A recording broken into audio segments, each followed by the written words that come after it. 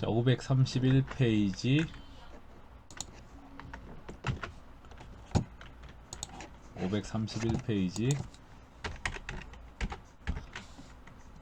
100일에 유형자산 처분 손실 손익계산서에 발생하는 경우 변동되는 것. 유형자산 처분 손실이 발생할 경우 변동되는 것. 자, 손익계산서 계산구조 있잖아요. 그죠? 손익계산서 계산구조 보시면 손익계산서는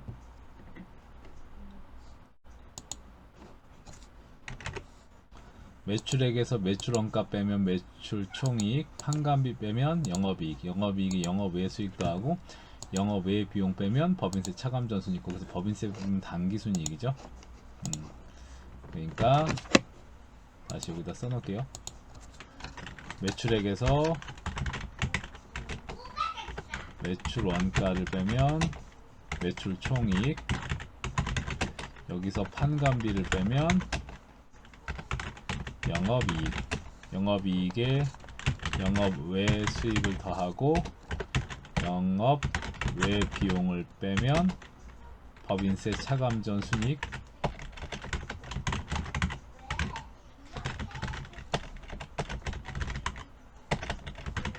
여기서 법인세를 빼면 당기순이익이죠. 유형자산 처분 손실이 발생할 경우는 유형자산 처분 손실 이거죠. 이게 발생할 경우는 뭐가 변동돼요? 이 위에는 변동되는 거 아닐 거 아니야. 이 밑이 계산식이니까 법인세 차감전 순이익, 그죠? 당기순이익, 이런 애들이 변동돼야 되니까 법인세 차감전 순이익. 답은 4번이죠. 현금 및 현금성 자산, 당좌예금, 보통예금, 타임 발행, 당좌수표. 취득 당시 만기가 3개월 이내 금융자산이어야 돼요. 답은 4번. 2번, 회계 처리할 때 업무용 승용차 차량 운반부. 근데 먼저 지급한 계약금이 있었네요. 그래서 차량 운반부 2,000. 먼저 지급한 건 선급금이었겠지. 차변에 대변으로 보내고요. 200. 나머지는 약속어음 발행해줘. 지급어음이 아니라 미지급금으로 하는 거죠. 그래서 답은 지급어음이 되겠네요. 4번.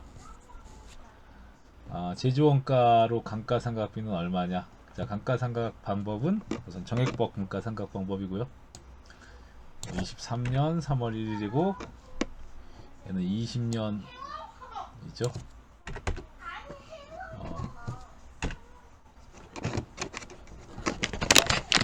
자, 그래서 감가상각 방법이 다 정액법입니다. 내용연수 5년이고요. 잔존가치 여기 있죠. 감가상각 방법은 정액법의 경우에는 취득원가에서 잔존가치를 차감합니다. 이걸 내용 연수로 나눠야 돼요. 그러면 BMW 520D는 취득원가는 6,500이고요. 잔존가치가 1,500이에요. 내용연수는 5년이죠. 이 상각률은 내용연수가 5년이기 때문에 상각률이 0.2가 되는 거예요. 5분의 1이잖아. 5분의 1.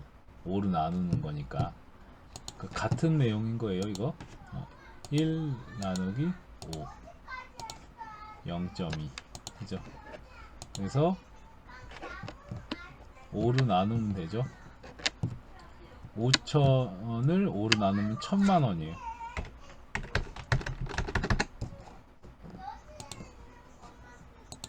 1,000만원.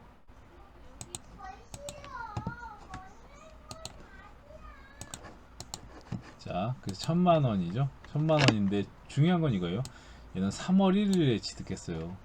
3월 1일. 연간 1,000만원이기 때문에 이번 연도는 10개월이죠. 그래서 12분의 10입니다. 그리고 포터는 취득원가 3천만 원이고 잔존 가치가 500이죠. 그러면 3천에서 500을 빼면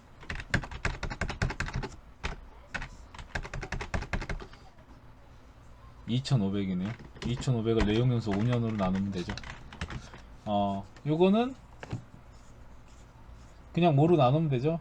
올해는 23년도는요. 그죠?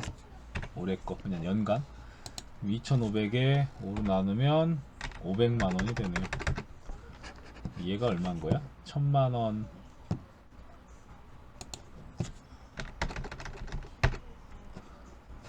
나누기 12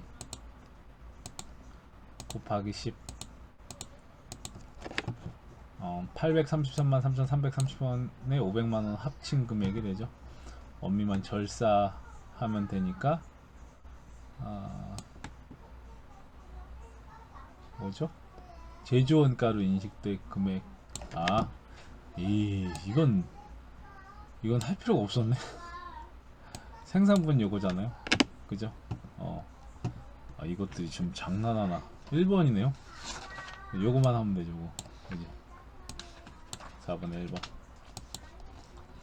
5번 무형자산 옳지 않은 거. 무형자산은 영업상 목적으로 취득, 획득, 보유하고 있는 것으로 물리적 형체가 없고요. 식별 가능성은 특정 무형자산을 다른 자산과 구분해서 별도로 인식할 수 있음을 의미하고요. 미래 경제적 수익은 재화의 매출이나 용역의 수익, 원가 절감, 자산의 사용에 따른 기타 효익의 형태로 발생하고요. 무형자산은 최초로 인식할 때는 시가로 측정한다. 답은 5번에 4번입니다. 원가로 자산의 추계원가 처리할 때는 우선 원가로 처리하는 거예요. 원가로 측정한다. 시가가 아니고 원가로 측정한다.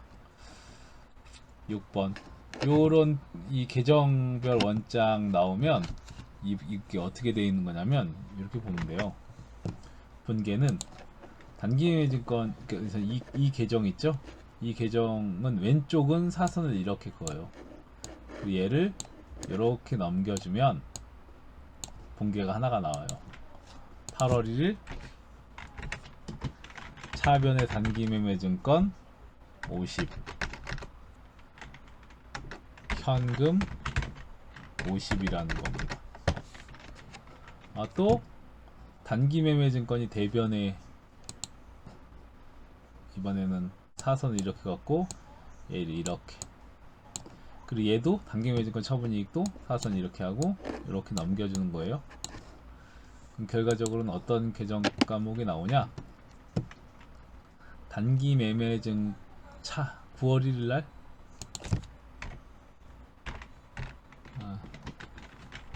차변의 현금 50, 단기매매증권 50. 근데 이제 요 분계를 보면 차변의 현금 10만원, 대변의 단기매매증권 처분이익 10만원이 되죠. 그러면 현금 10만원, 단기매매증권 처분이익 10만원. 결과적으로는 어떻게 되는 거냐면 단기매매증권 50만원짜리고 산 거 있잖아요. 얘를 60에 판 거죠. 10만원 이익이 나는 겁니다. 단기매매증권 처분가액을 계산하면 그 처분 얼마에 판 거예요? 60만원에 판 거죠. 6번에 3번. 각 계정별 원장의 전기. 자, 전기라는 게 금방 했었던 게, 요게 지금 이제 이 계정을 회계 처리한 것 있잖아요. 얘를 계정별 원장에 이제 넣어주는 거예요. 그걸 전기라고 해요. 그래서 급여 있죠. 차변의 급여. 여기는 급여 계정 과목은 없네요. 미지급금하고 예수금. 미지급금 T 계정을 그려서 이렇게 놓고요.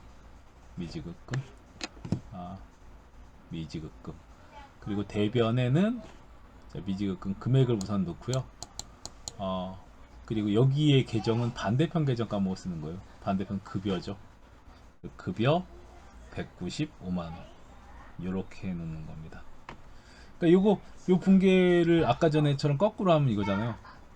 사성 긋고 대변에 이렇게 보내면 차변에 급여 195만원, 대변에 미지급금 195만원, 요거 195만원만큼, 그죠? 그리고 답은 4번이 될 것 같은데요. 이것밖에 없어요.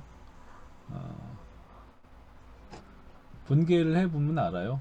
그래서 얘는 사선 이렇게 예수금이 차변으로 가는 거잖아요. 틀렸죠. 대변의 급여가 아니잖아. 얘도 마찬가지로 미지급금이 차변으로 가지 않는다고요. 얘는 긋고 이렇게 보내면 차변의 미지급금, 대변의 예수금이 돼야 돼요. 이것도 틀렸죠. 맞는 건 이것밖에 없어요. 이렇게 차변의 급여, 대변의 미지급금. 그래서 답은 4번이 됩니다. 이런 건 뭐 굳이 이런 문제를 낼 필요가 있나? 8번.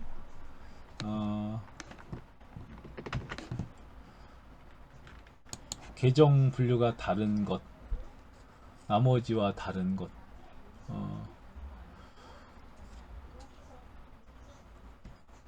답은 자산수중이익, 매도가능권, 처분이익, 단기매매증권, 평가이익은 영업외 수익입니다. 손익계산서 계정 과목이고요. 자, 자기주식 처분이익은 자본잉여금에 해당합니다.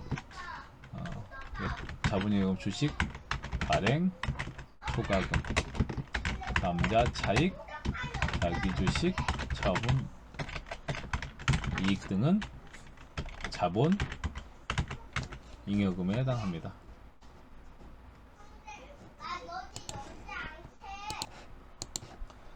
자, 제조원가 명세서에 표시되지 않는 것. 제조원가 명세서는 여러분들 제공품 계정 T 계정이 아까 전에 배웠던 제공품 계정 T 계정이 제조원가 명세서예요. 우선 답은 요거예요. 매출원가. 자, 제공품 계정. 그래서 제공품 계정 차변에 기초 제공품이 있었죠. 기초 제공. 여기에 세 가지. 직접 재료비, 직접 농업비, 제조 간접비. 이걸 단기 총 제조원가라고 하죠. 그죠? 단기 총 제조원가 있죠. 그리고 기말 제공품을 빼요. 그걸 뭐라고 한다고요? 단기 제품 제조원가라고 하죠. 단기 제품 제조원가. 그래서 답은 4번. 10번 종합원가 계산과 개별원가 계산. 개별원가는 다품종, 소량, 주문 생산. 정유업, 재당업, 재분업은 종합원가. 건설업, 기계 제조업, 항공기 제조업, 개별 원가 계산. 상대적으로 정확한 원가 계산은 개별 원가 계산입니다. 개별 원가 계산. 어렵고 원가 계산이 어렵다는 건 그만큼 정확하다는 얘기예요. 답은 10번에 4번. 자, 종합원가 계산 완성품 환산량 구하는 문제네요. 완성품 800개, 기말제공품 50개. 그리고 재료비와 가공비.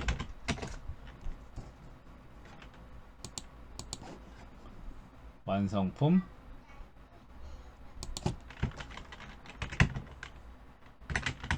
800개에 재료비 완성품 환산량은 800개, 가공비도 800개, 기말 제공품 50개. 이거 퍼센티지가 40%죠.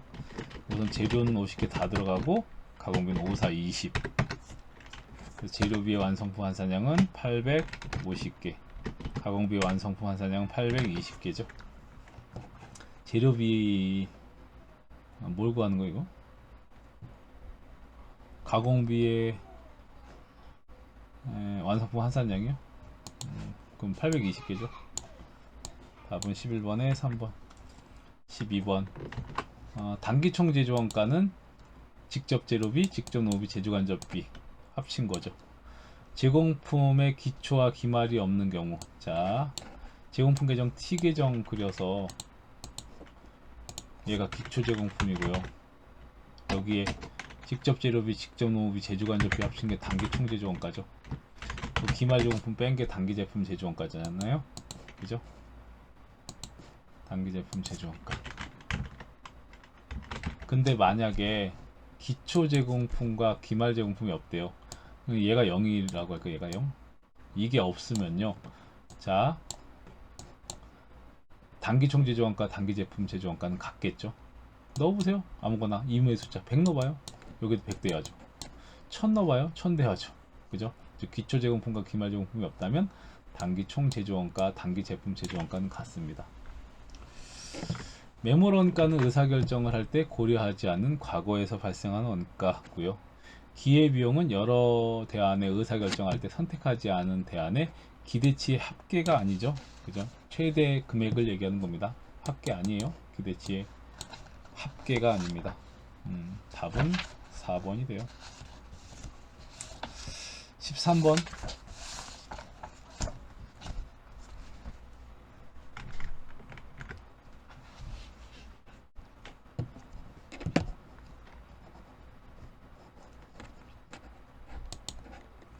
선택하지 않은 기대치 합이 아니라 그 차선 대안의 기대치라고 보시면 돼요. 그래서 기대치의 합은 아니다.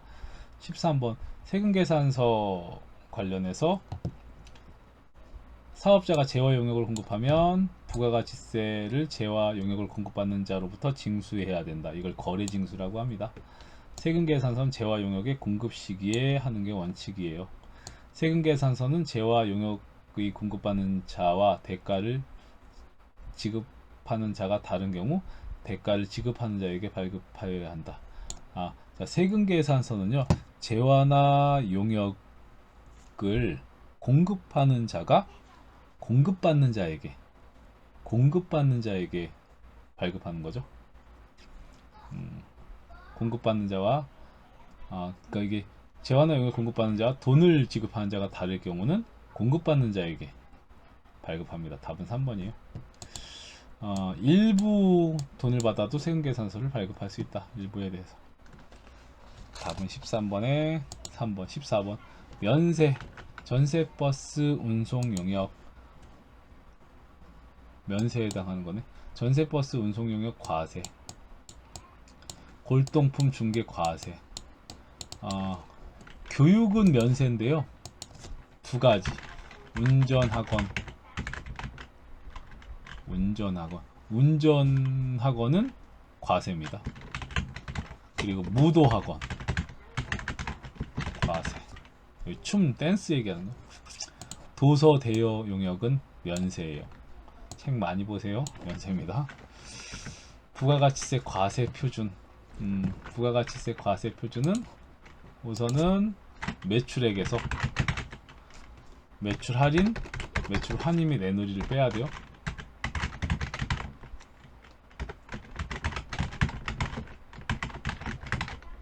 그래서 매출 할인은 3만원이고요. 매출 내누리는 16,000원입니다.